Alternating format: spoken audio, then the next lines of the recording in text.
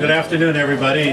My name is Ed Edelson. I'm the first selectman of Southbury, and I want to welcome you to this special ceremonial bill signing by Governor Malloy. My story on the farmlands is that the first time I had a conversation with the governor about this was back in 2006, when he called me up and he said, what is it that's really important to the people of Southbury, different from the general issues that affect the whole state? And the first thing I thought about was, well, why is he calling me?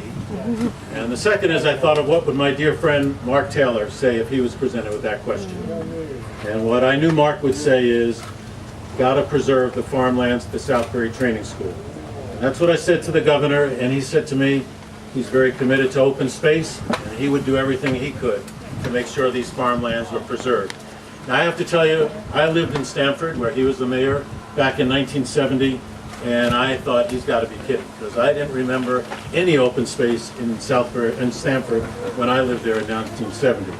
But I did a little research, and I found out that he had done amazing things as mayor to bring open space back to, or to preserve it in Stamford. Now when we met up again in 2011, he still remembered his commitment, and he said he looked forward to having a partner in Southbury that he could work with to finally preserve these farmlands the way we've been talking about for several decades. And within days of my election, I was invited to a meeting here at the Southbury Training School with the principal agencies to pave the strategy for what needed to be done. And from the beginning, and throughout the whole process, the whole executive branch in Hartford has made sure that I was involved and that the town's interests were always kept top of mind. So today we're here to celebrate our collaborative success after decades of talking. My only sadness is that Dr. Taylor is no longer with us to celebrate this moment. And so now it is my distinct pleasure to ask Governor Malloy to share with us a few remarks about the farmlands.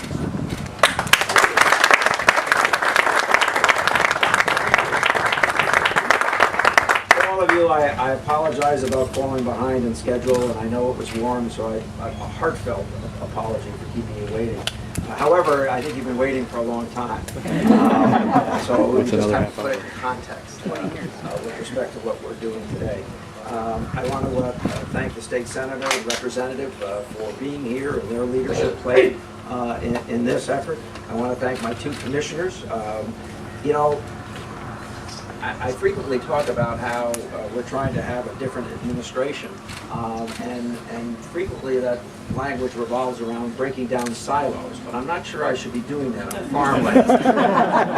Suffices to say that OPM and the two agencies that are represented here really did work together to bring this day about. And my friend Ed, whose leadership I appreciate so much, and who has advocated for getting this done, as well as other things around the school. I really want to thank you. I want to congratulate you, Ed. You got it done, and you should be very proud of what you've accomplished. The agricultural land on this property is a beautiful gem in our state that we should preserve forever as farmland.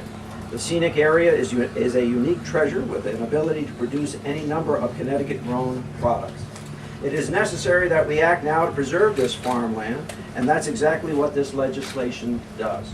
Over the last few years, I've spoken with a number of the Southbury residents who want to see this land remain pristine and to have it provide environmental benefits into the future.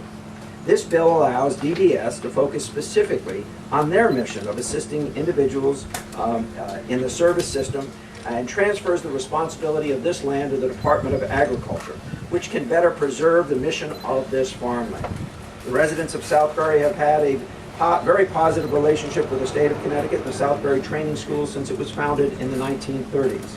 And to this day, that working relationship between the state and the town continues, as evidenced by all the people who join us here today in this celebration. As I said, the first selectman has been a strong advocate on behalf of this land.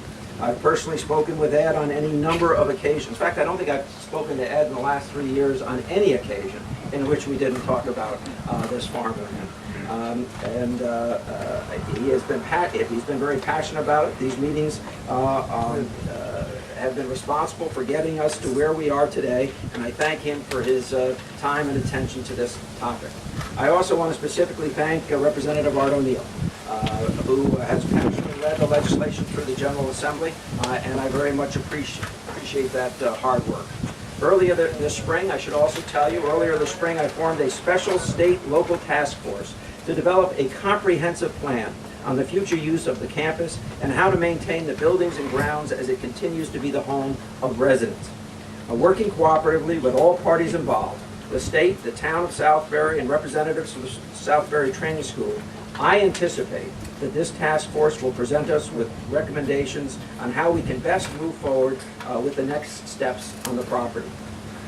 Let me break from my comment to speak in personal terms about the failures of the state of Connecticut to have handled properly the transfer back to communities of properties that the state has used over the years, whether they were other schools or prisons or other institutions that got turned back.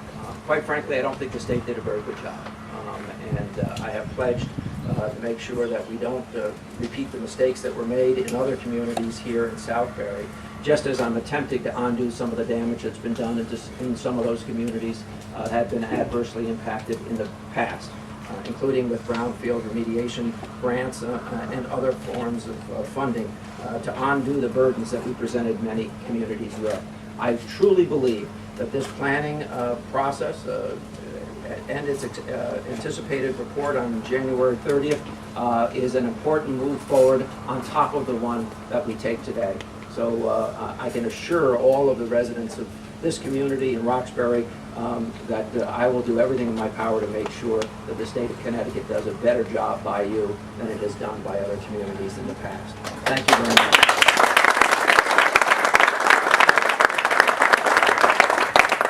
So with that, I'm very inexperienced in this, but I think we're going to have our bill signing here. And I think actually, Governor, while you're getting ready to do that, there is a presentation for you. As you might know, the Southbury Training School produces on the order of about 600 eggs a day that are used in our local restaurants, our bakeries, and our stores. And so I believe some of the residents here would like to present you with some eggs. Well, you didn't have to get up, but keep signing. We want you to sign. First things first. There you go.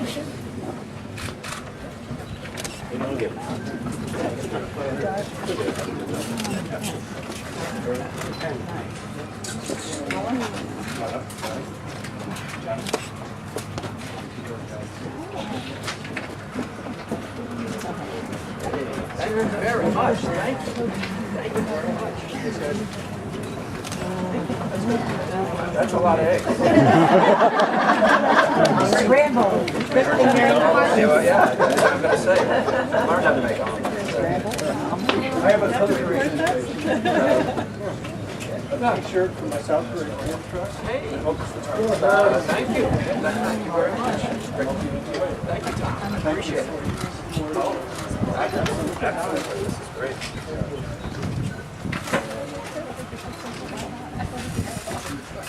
Give these away, right?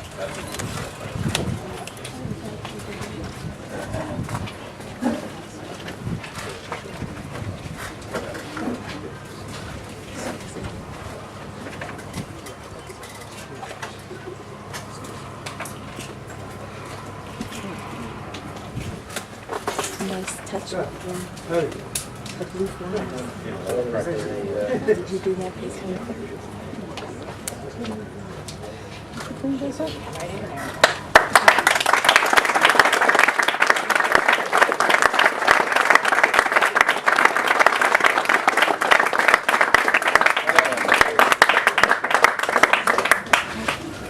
And finally, I should have said thank you all for coming out. I didn't expect this many people, but I think it's another demonstration of how much the people of Southbury appreciate the farmlands as well as the training school in general. Thank you again. I'll take it.